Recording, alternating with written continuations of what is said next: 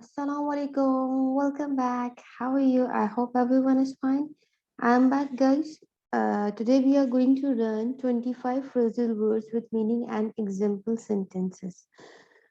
25 अल्फाज मायने और मिसाल के जुमलों के साथ, ठीक है। हम आज नए वर्ड सीखेंगे, उनकी मीनिंग क्या है, उनका मतलब क्या है इंग्लिश में और उर्दू में, और उन वर्ड्स को हम अपने सेंटेंस, अपने जुमलों में किस तरह इस्तेमाल कर सकते हैं ताकि हम बहुत आसानी से और बहुत इजीली और बहुत जल्दी से इंग्लिश बोलना और लिखना सीख सकें। चलिए चलते हैं आज के टॉपिक की तरफ।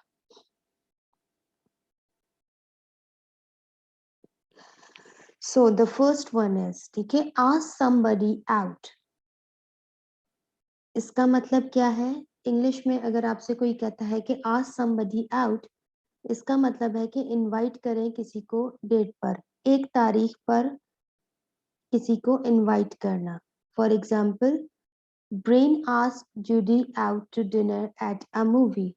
ब्रेन ने कहा जूडी को कि चलो आज हम डिनर पर चलते हैं मूवी के बाद, ठीक है। Ask somebody out. अब देखिए, हम अगर इंग्लिश में बात करते हैं तो नॉर्मली लोग क्या कहते हैं, you should ask him to go with you in on the dinner. मतलब हम इस तरह बिल्कुल नॉर्मल इंग्लिश में बात करते हैं, but there are many words that we are not using and we are not aware of them, and nowadays grammar and English words and pronunciation has been changed according to the levels, ठीक है। तो उस हिसाब से अब अगर आप किसी से ये कहें या किसी को आप जो है वो इनवाइट करना चाहेंगे, तो you should say like this, ask somebody out, invite on a date, किसी को डेट पे इनवाइट करना, ठीक है। अब सेकंड है ask around. Ask around means, इसका क्या मतलब है? Ask many people the same question. अब एक ही सवाल आप बहुत सारे लोगों से पूछ रहे हैं, तो आप इंग्लिश में कैसे कहेंगे? Ask around. बहुत से लोगों से एक ही सवाल पूछना, ठीक है, बजाय इतनी बड़ी बात करने के go and ask everybody about your question, जाओ सबसे पूछो, तो आप सिंपली कहें आस्क अराउंड, ठीक है। जस्ट आप थोड़ा सा अपना इम्प्रेशन शो करें ना, तो how you are going to show your impression and how you can enhance your skills, okay? So the word is ask around। बहुत से लोग वो से एक ही सवाल पूछे, ठीक है। And how we are going to use in sentence? I asked around but nobody has seen my wallet। मैंने सबसे पूछा पर किसी ने भी मेरा वॉलेट नहीं देखा, ठीक है। add up to something। अब वर्ड है add up to something। अब इसके क्या मतलब है? what does it mean? it means equal, बराबर, ठीक है। Your purchase add up to, आपने जितनी भी खरीदारी की है वो बराबर हो गई है $200, $205 के बराबर, ठीक है। एड अप टू समथिंग मतलब इक्वल, बराबर। Back something up, back something up, reverse मतलब पीछे। You will have to back up your car so that I can get out. तुम्हें अपनी कार को पीछे करना है ताकि मैं अपनी कार बाहर निकाल सकूं। Guys don't forget to repeat after me and practice along me. अगर आप मेरे साथ साथ प्रैक्टिस नहीं करेंगे तो आप नहीं समझ पाएंगे और ना ही आप प्रॉपर्ली प्रोनाउंस कर सकेंगे। So do practice along with me, ठीक है। Back something up. Number 5 is back somebody up. पहले हमने पढ़ा बैक समथिंग अप, ठीक है, जिसका मतलब है पीछे, रिवर्स करना। बैक समबडी अप, अब किसी को ऊपर करना, तो इसका मतलब है इंग्लिश में सपोर्ट, ठीक है। जैसे हम कहते हैं अहमियत देना। My wife backed me up over my decision to quit my job. मेरी वाइफ ने मुझे बैक अप किया, मुझे सपोर्ट किया जब मैंने अपनी जॉब छोड़ दी थी, ठीक है। Repeat after me, my wife backed me up over my decision to quit my job. Good. Okay, now sixth one is blow up. Blow up means फटना, explode, ठीक है। The racing car blew up after it crashed into the fence. ठीक है, जो racing car थी वो blew up मतलब फट गई जब वो क्रैश हुई थी। अब यहाँ पे आप लोग सोच रहे होंगे कि स्पेलिंग है BLOW और सेंटेंस में मैंने BLEW लिखा है। ठीक है, प्रेजेंट और पास्ट का डिफरेंस है इनमें। ठीक है, बाकी वर्ड की मीनिंग सेम है। The racing car blew up after it crashed into the fence. Fence क्या होते हैं? आपने अक्सर देखा होगा कि गार्डन्स के बाहर लकड़ी के जो है वो और समटाइम्स लोहे की जालियां लगी होती हैं ताकि बाउंड्री से कोई गाड़ी क्रॉस होके गिर ना जाए, या डिवाइडर्स टाइप कुछ लगा होता है, उसे हम कहते हैं फेंस। अब वो लकड़ी के भी होते हैं और वो मेटल की वायर्स के भी होते हैं। ठीक है, दी रेसिंग कार ब्लू अप मतलब रेसिंग कार जल गई जब वो क्रैश हुई, कहाँ? फिंस के पास। ठीक है, blow up. Now 7 is blow something up. अब देखें, वो था ब्लो अप। अब उसी से रिलेटेड एक और वर्ड है पर उसकी मीनिंग डिफरेंट है। ठीक है, ब्लो समथिंग अप इसका मतलब है एड एयर, मतलब हवा शामिल करना। Let's see the example sentence. We have to blow 50 balloons up for the party. हमें 50 बैलून्स में हवा भरनी है पार्टी के लिए। Break down, stop functioning vehicle machines. Break down mean कोई ऐसी मशीन जो कि काम करना छोड़ दे, काम करना बंद कर दे। ठीक है, जैसे कि गाड़ी या कोई machine. Let's see the example. Our car broke down at the side of the highway in the snowstorm. हमारी कार खराब हो गई थी हाईवे पर जब स्नो स्ट्रोम हो रहा था। अभी आपने मरी का सीन देखा, अल्लाह पाक सबको अपने हिफ्ज़ो अमान में रखें। वहां पर क्या हुआ था? स्नो स्ट्रोम आया था। ठीक है, वहां पे बर्फ का तूफान आया था जिसकी वजह से इतनी बर्फबारी हुई और इतनी जाने चली गई। So how we can use that sentence, that scenario in the sentence? Our car broke down at the side of the highway in the snowstorm. Number 9, breakdown. Again, that was breakdown, and this is also a breakdown, but it means get upset. ठीक है, अब इसकी meaning बिल्कुल different है। अब depend करता है कि आप किस लिहाज से और किस सेंटेंस और किस नौयत के ऊपर बात कर रहे हैं। ठीक है, get upset mean परेशान। The woman broke down when the police told her that her son had died. खातून जो है वो टूट चुकी जब उन्हें पुलिस वालों ने ये बताया कि उनका बेटा मर चुका है। Repeat after me. The woman broke down when the police told her that her son had died. Number 10, break something down. Break something down means किसी चीज को छोटे छोटे हिस्सों में तकसीम करना। Divide into smaller parts. छोटे हिस्सों में तकसीम करना। Our teacher broke the final project down into 3 separate parts. हमारी टीचर ने क्या किया? हमारे जो प्रोजेक्ट था उसे 3 हिस्सों में डिवाइड कर दिया। हमारे जो फाइनल प्रोजेक्ट के मार्क्स थे या फाइनल प्रोजेक्ट था उसे 3 हिस्सों में डिवाइड कर दिया कि आप पहले ये करेंगे, फिर ये करेंगे, फिर ये करेंगे, तो आपको कंप्लीट मार्क्स मिलेंगे। ठीक है, let's do practice again. Our teacher broke the final project down into 3 separate parts. Break in. Break in means force entry to a building. मतलब कोई फोर्स मतलब कोई ताकत जो है वो किसी इमारत में दाखिल हो रही, इमारत में जबरदस्ती दाखिल होना। Force entry to a building. अब ये उसी तरह की मिसाल है कि खादी या शिनार या किसी बड़े ब्रांड पर जो है वो फ्लैट 50 लगा हुआ हो और सारी खवातीनें जो हैं वो फोर्सफुली अंदर जा रही है और गार्ड कह रहा हो कि नहीं मैडम अंदर जगह नहीं है, तो आप उस सिनेरियो में इस तरह से कह सकते हैं, force entry to a building, ठीक है। somebody broke in last night and stole our stereo, ठीक है। कोई जबरदस्ती हमारी शॉप में घुसा और हमारी चीजों को चोरी कर लिया। break into something, अब break into something इसका क्या मतलब है? enter forcibly, ठीक है, जबरदस्ती दाखिल करें। The fireman had to break into the room to rescue the children. अब फायरमैन ने क्या किया? जबरदस्ती रूम के अंदर गया और बच्चों को सिक्योर किया उसने, ठीक है। जबरदस्ती दाखिल करना। The fireman had to break into the room to rescue the children. Break something in, अब एक ही वर्ड है पर उसकी कितनी सारी मिसालें हैं आप देख सकते हैं। wear something a few times so that it doesn't look feel new, ठीक है। break something in, अब किसी चीज को break करना, in something in मतलब किसी चीज के अंदर।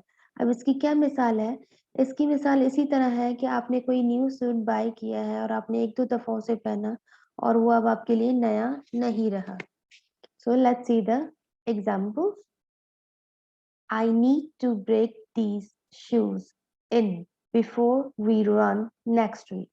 मुझे इन शूज को इसी हफ्ते जो है वो यूज करना है, इससे पहले कि दूसरा हफ्ता शुरू हो जाए और ये पुराने लगने लगे। ब्रेक इन, ब्रेक इन मतलब रुकावट, इंटरप्ट। इसकी इंग्लिश में मीनिंग है इंटरप्ट और उर्दू में कहेंगे रुकावट। The TV station broke in to report the news of the president's death, ठीक है। टीवी स्टेशन मतलब टीवी चैनल्स ने रिपोर्ट दी है कि प्रेसिडेंट की डेथ हो गई है। So that mean that the TV station broke in, उन्होंने रुकावट डाल दी रिपोर्ट के अंदर कि जो है प्रेसिडेंट की डेथ हो गई है। न्यूज चल रही थी और उन्होंने एकदम से ब्रेकिंग न्यूज डाल दी कि जी प्रेसिडेंट की डेथ हुई है। तो क्या हो गया? प्रीवियस वाली न्यूज में जो है वो रुकावट आ गई और आपकी ब्रेकिंग न्यूज फौरन से सामने आ गई। Breakup, breakup means end a relationship, किसी भी रिलेशनशिप को खत्म करना। My boyfriend and I broke up before I move to America, मेरे बॉयफ्रेंड और मैंने अपना रिश्ता खत्म कर दिया अमेरिका जाने से पहले। Break up, start laughing, informal, ठीक है। अब इनफॉर्मल किसे कहते हैं? हंसना शुरू कर देना, गैर रस्मी, मतलब कोई बात हो ही ना, बात की कोई लॉजिक ना हो और बिला वजह हंसना शुरू करते हैं। The kids just broke up as soon as the clown started talking. बच्चों ने जो है वो बिला वजह हंसना शुरू कर दिया जबकि क्लाउन अभी बात करना शुरू हुआ ही था। Clown means joker. क्लाउन ने अभी बात करना शुरू की ही थी और बच्चों ने बिला वजह हंसना शुरू कर दिया कि ये तो मतलब क्लाउन है, ये तो कुछ भी भूलेगा और बस जब इट्स फन, जबकि उसने अभी स्टार्ट किया ही था बोलना, पता नहीं वो क्या कहने वाला था, पर बच्चे जो है वो अनकॉन्शियसली एकदम से हंसना शुरू हो गए, ठीक है। ब्रेक आउट, स्केप मतलब फरार, किसी चीज से किसी जगह से भाग जाना। The prisoners broke out of jail when the guards weren't looking. जो प्रिजनर्स थे मतलब जो कैदी थे जेल के, उन्होंने जेल को तोड़ दिया जब गार्ड उन्हें नहीं देख रहे थे। The prisoners broke out of jail when the guards weren't looking. जब गार्ड्स उन्हें नहीं देख रहे थे। break out in something, develop a skin condition, दिल की हालत की तरक्की। I break out in a rash after our camping trip. Camping trip के आने के बाद मेरी स्किन जो है वो बहुत रफ और खराब हो गई। इट्स जस्ट लाइक दैट कि आप जब पिकनिक्स पर जाते हैं तो आपकी स्किन जो है वो बहुत ज्यादा डल हो जाती है due to dust, due to sunlight and due to tiredness. तो it's like that. I broke out in a rash after our camping trip, मेरे चेहरे पे रैशेस हो गए, लाल हो गई पिगमेंटेशन आ गई या सनबर्न हो गया कैंपिंग पे जाने के बाद। ब्रिंग somebody डाउन, किसी को नीचे लाना, इसको क्या कहते हैं इंग्लिश में? इसकी मीनिंग क्या है? मेक अनहैप्पी, ना खुश करना। This sad music is bringing me down, ये उदास म्यूजिक मुझे नीचे ला रहा है। ठीक है, इट्स ब्रिंगिंग मी डाउन मतलब मुझे और ज्यादा अपसेट कर रहा है और मुझे और ज्यादा उदास सी फील हो रही है। ठीक है।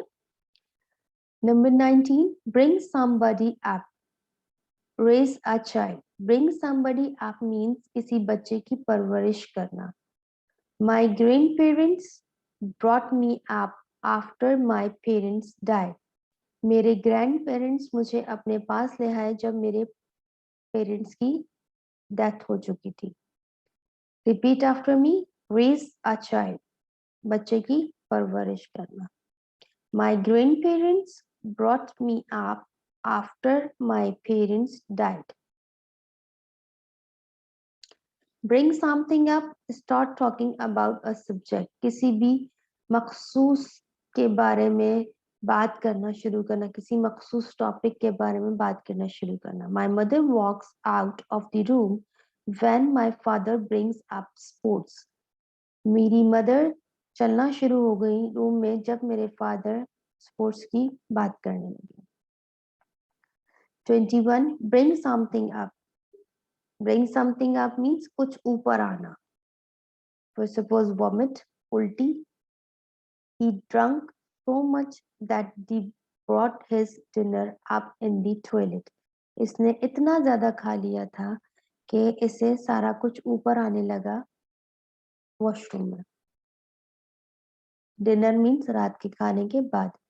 He drunk so much, उसने बहुत ज्यादा पी ली थी, that he brought his dinner up।